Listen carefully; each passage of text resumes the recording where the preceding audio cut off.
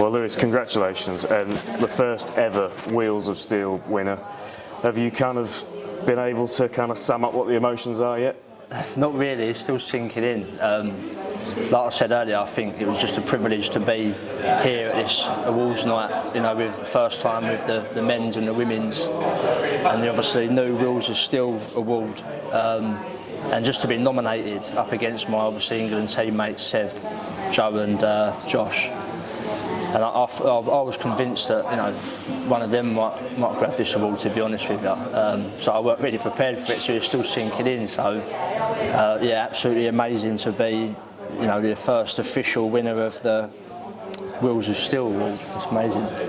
It's testament to your achievement, testament to how competitive the wheelchair competition has been, that all four nominees would have been worthy winners. But does that make it even more special because of the calibre of player that you're up against week in, week out?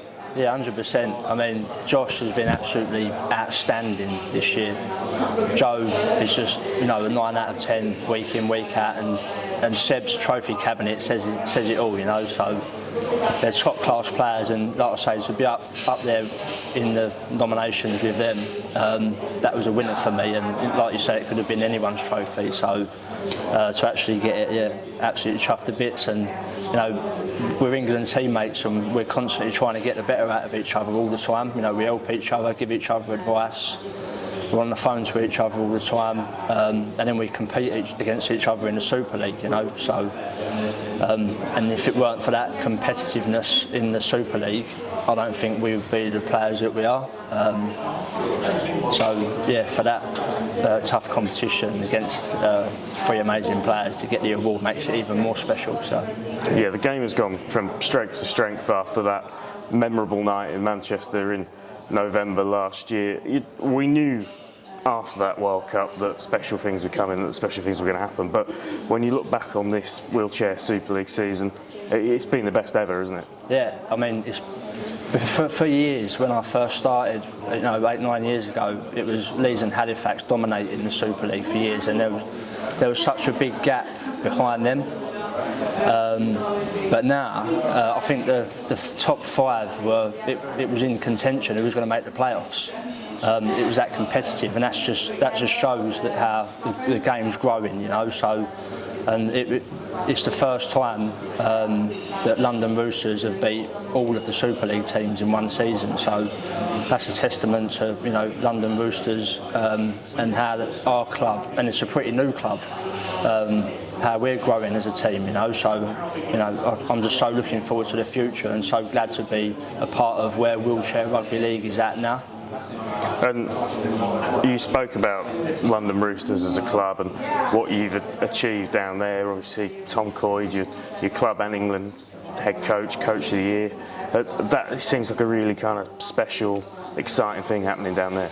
Yeah, we've got such a good relationship with Tom. He's like not just my coach, but he's one of my best mates. And when you've got that connection with your coach and a team, that strength on the field is only going to get better. So what we do off the field, I think, reflects on what we do on the field. And I've got to say, it's down to Tom that why I'm picking up awards like this, because he invests so much time into his players on and off the field, and he gives up and sacrifices so much of his own time to make the best players he can possibly be. And yeah, I owe a lot of that to him, and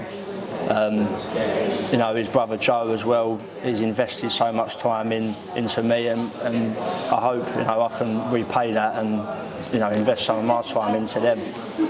Just finally, you spoke a little bit on stage about your story, your journey into rugby league.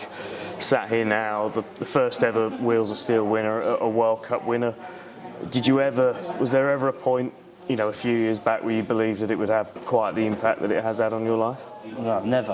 When I first started this, like I said earlier, I thought it was only a bit of fun to keep me fit, just to get involved in a bit of sport and be around similar people that have got disabilities and stuff like that. And then people were telling me, "Oh, you're pretty good at this." And then I got noticed, and eventually, to cut a long story short, got picked up by the England team. And then looking back then, when, you know, we probably had family members and a couple of friends coming to watch us play in a tiny little sports hall, to only, you know, it was only 7 or 8 years later, we're filling out Manchester Central with 5,000 people, and I think it was 1.5 million people watching it on the telly. To become a world champion in that atmosphere, and, you know, propelled to that sort of spotlight where we're on the same platform as the men's and the women's, you know, it's just absolutely, you know, absolutely privileged to be a part of that.